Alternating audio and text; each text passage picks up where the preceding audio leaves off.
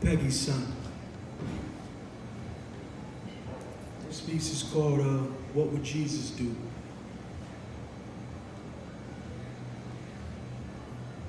I'm prepared today, combat ready, dressed in genocidal self-assurances and bulletproof memories about what happened to me yesterday.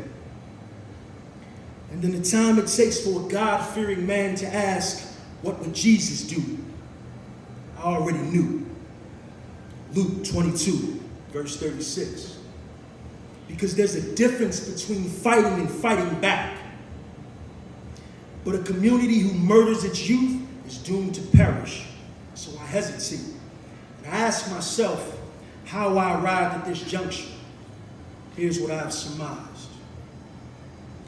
A man can endure so much abuse for so long at the hands of so many that he reaches a point when he can no longer bring himself to respect anyone who would dare treat him better. So me saying, excuse me, brother, to this stone-faced stereotype at 11 o'clock at night made me his next victim.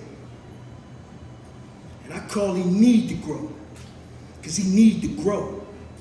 And it's a clever way of pronouncing Negro, which to me at this junction don't mean nothing but nigger. All that the world despoiled from him, he sought to regain by robbing me.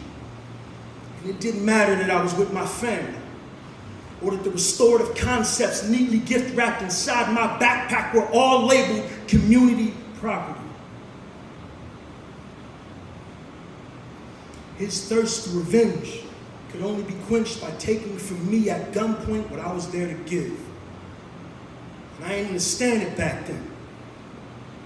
But what I'd been offering and how I offered it failed to reconcile how he came to be without it. It was taken from him by force, coercion, against his will. And if you don't think that that had anything to do with why he robbed me, well then tell that to his spirit now sprawled beside the chalk outline of his life experience. Because justice is synonymous with reprisals. But when the fear of your victimizers eclipses your need to strike back, some people settle for striking out. Thus, the importance of self-defense practiced against the subject of my rescue efforts.